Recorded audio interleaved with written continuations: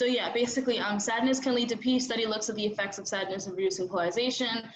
The question is basically, does sadness lessen the use of ideological schemas as a guiding construct when making decisions, and therefore lead to less polarized decision making?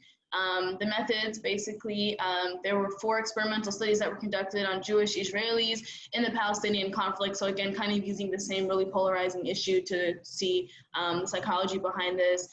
They also studied the effects of a non-emotional condition as well as anger, in addition to sadness, to see if sadness is truly causing depolarization and to what extent is that happening as opposed to other emotions like anger, for example. And these were conducted using multiple recruitment methods from college campuses to online companies.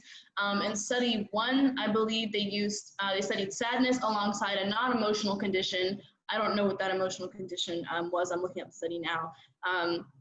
In the second study, they tried to understand sadness alongside anger, and they also added a behavioral measure by examining how sadness affects intergroup resource allocation in order to kind of measure in-group favoritism. And we talked about resource allocation, how that can impact in-group and out-group, so that makes sense. In the third study, authors replicated the previous studies, 1 and 2, to measure the ecological validity, so validity of the first 2. And they also created the same emotional conditions, but this time in response to real-world situations involving decisions. So for example, kidnapping.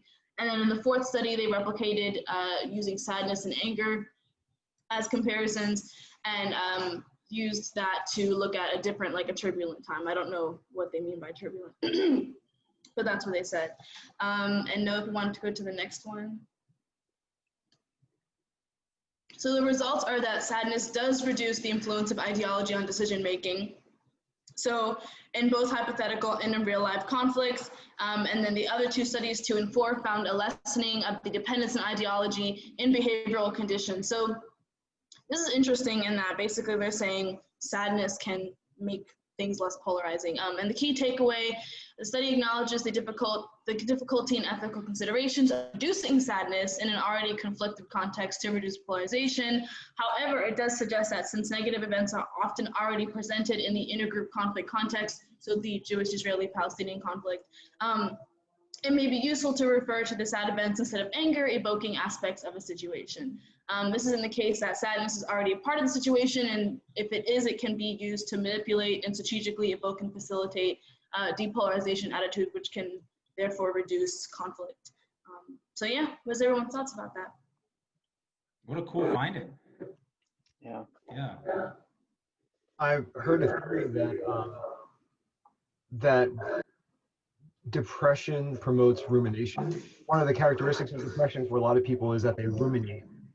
And so they get a deeper analysis on things. And I kind of wonder if that might be related in a way. Yeah, like maybe rumination is like a mediating variable between this. Like sadness works because people think about it more deeply in some way. Yeah. That's interesting though, because there's a very thin line between rumination and obsession. It's very quickly, particularly with people who have mental health issues, depression. I know oftentimes depression can go hand in hand with anxiety. One usually either triggers the other or is related to the other. And obsession is there's a very thin line between a deep analysis and a deep obsession. So I do think it's interesting to see like how sadness can kind of mitigate these, but only to an extent, right? So that's really interesting. Yeah, I wonder if the sadness part influences like a level of compassion.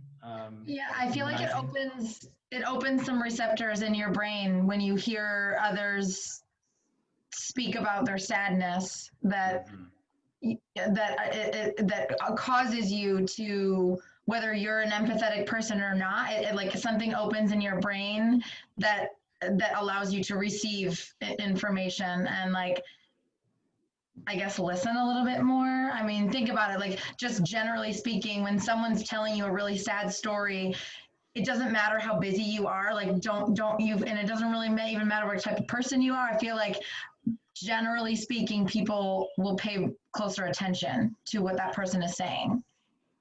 Right? Yeah, there's like a level of open-heartedness happens, you know, where you kind of open up a little bit more, be more vulnerable almost. Sadness, like maybe just vulnerability in that.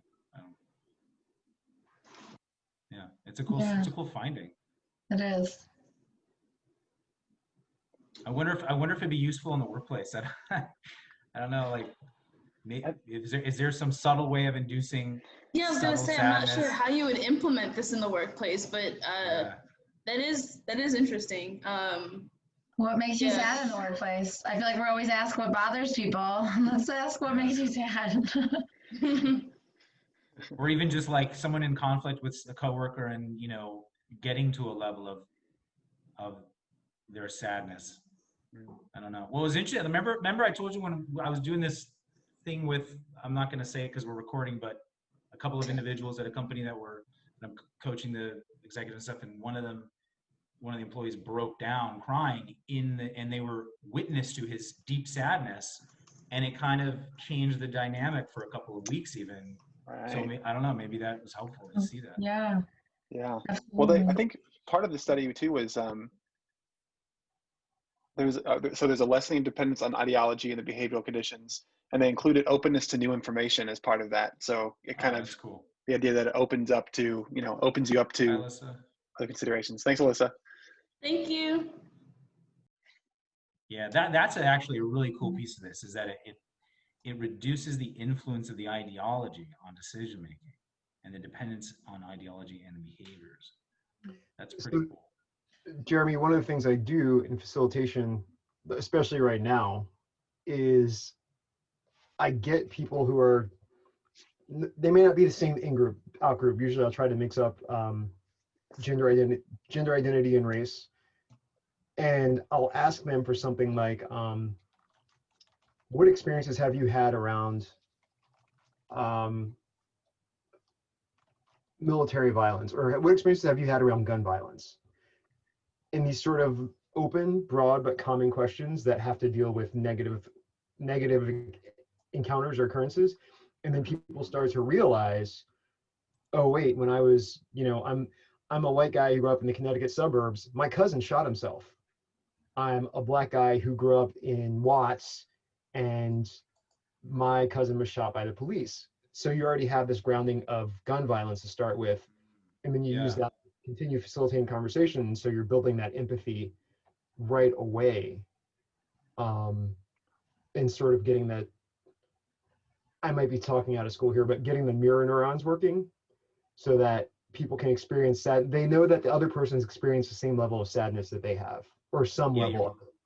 You're like really humanizing people on that level. Yeah. And so that's, and trying to get at the sadness piece in particular. I think people can really, like you were saying, Sarah, there's a certain, there's like some special plug that we all have with sadness that we can just kind of link. And then that allows us, that neutralizes, in my opinion, neutralizes the ground.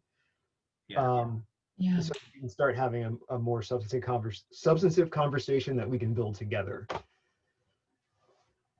Starting from building that common ground. I just did a quick search, and now I'm no neuroscientist or anything, but it's basically saying about sadness, how it actually, the new science is saying that it's increasing the communication between two parts of the brain, the brain that's involved in memory and emotion. And what that triggers in my brain is actually acknowledging how anger, just because this study is sort of comparing sadness and anger, and when we're talking about conflict, many times we're focusing on those like what frustrates a person, right? The anger, and anger is a secondary emotion.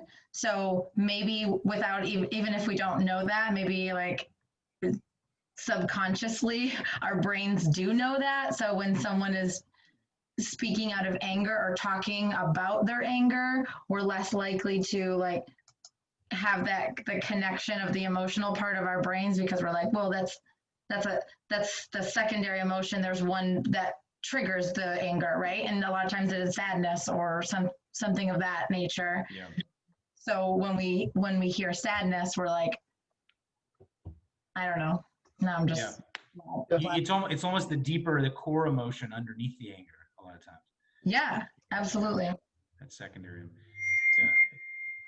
You really, when you think about it just intuitively, and you just think about like, if I recognize this individual's sadness, it's like it just feels like a lot of other barriers melt away when I actually connect to, understand, hey, this person has feelings and they've been through some deep experiences that perhaps were traumatic, and it's very sad, and I can relate to it. You know, that stuff is just, it melts the ideologies away.